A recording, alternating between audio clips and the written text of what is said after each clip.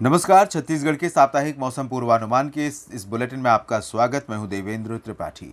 आइए जानते हैं 24 मई से 30 मई के बीच में छत्तीसगढ़ में क्या कुछ बदलेगा मौसम में। इस सप्ताह मौसम का पूर्वानुमान छत्तीसगढ़ के लोगों के लिए बहुत अहम है, क्योंकि छत्तीसगढ़ पर भी जब भी कोई सिस्टम, कोई साइक्लोनिक स्टॉर्म बंगाल की खाड़ी में विकसित होता है, तब छत्तीसगढ़ पर भी भारी वर्षा की संभावना तूफानी हवाओं के साथ रहती है।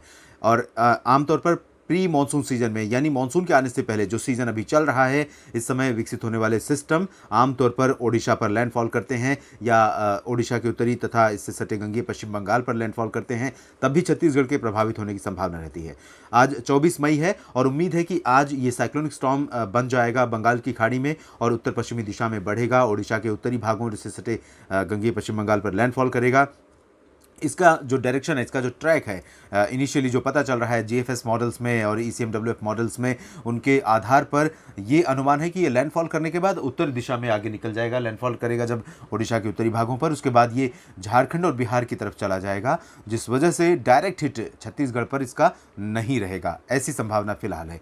लेकिन जब ये सिस्टम आगे बढ़ेगा और ओडिशा के तटों के करीब पहुंच जाएगा, तो आउटर जो पेरीफेरी है इस साइक्लोन स्टॉर्म की, आउटर पेरीफेरी जो होगी, उसका प्रभाव छत्तीसगढ़ के कुछ इलाकों पर बादलों और हवाओं की बढ़ती रफ्तार के रूप में देखने को मिल सकता है। इसमें रायगढ़, कोरबा, सरगुजा और बलरामपुर, सूरजपुर, कोरिया, बिलासपुर, मुंगेली, इन भागों में कुछ स्थानों पर देखने को मिल सकता है। बादल आंशिक तौर पर यहाँ दक्षिणी भागों में और मध्य भागों पर भी छा सकते हैं 25 मई को और 26 मई को। लेकिन यहाँ पर इस सिस्टम के, इस साइक्लोनिक स्टॉर्म के प्रभाव से हम ये कह सकते हैं कि रायपुर से लेकर दक्षिण में कांकेर और कोंडागांव, नारायणपुर, बीजापुर, दंतेवाड़ा, सुकमा, बस्तर, इन सभी क्षेत्रों में फिलहाल इसका प्रभाव नहीं रहेगा। लेकिन उत्तरी क्षेत्रों में, जहाँ पर हमने जिक्र किया, बिलासपुर से लेकर जो उत्तर के ज़िले हैं, इन भागों में कुछ स्थानों पर 25 और 26 मई को गरज के साथ बूंदाबांदी कहीं कहीं पर हो सकती है। बादल आ सकते हैं, हवाओं की रफ्तार भी थोड़ा सा बढ़ सकती है।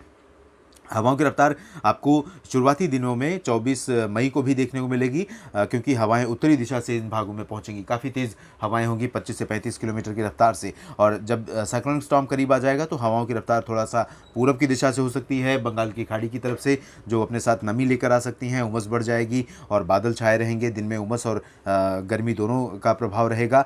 और उसके बाद 26 मई को कुछ स्थानों पर वर्षा होगी। 27 और 28 मई को, 29 मई को, उसके बाद 30 मई तक उम्मीद है कि अरब सागर से मॉइस्चर लेकर पश्चिमी हवाएं इस तरह से छत्तीसगढ़ के ऊपर पहुंचेंगी। और उस दौरान बिलासपुर के मध्य और दक्षिण, बिलासपुर के दक्षिण में यहाँ से कबीरधाम, बेमेतरा, बलौदाबाजार, मुंगेली, महासमुंद, रायपुर, राजनांदगांव, इन सभी भागों से होकर दक्षिणी क्षेत्रों तक रुक रुक कर हल्की वर्षा होने की संभावना है। आंशिक बादल इस दौरान लगातार बने रहेंगे 27 मई से लेकर 30 मई के बीच में, और हल्की वर्षा भी हो सकती है।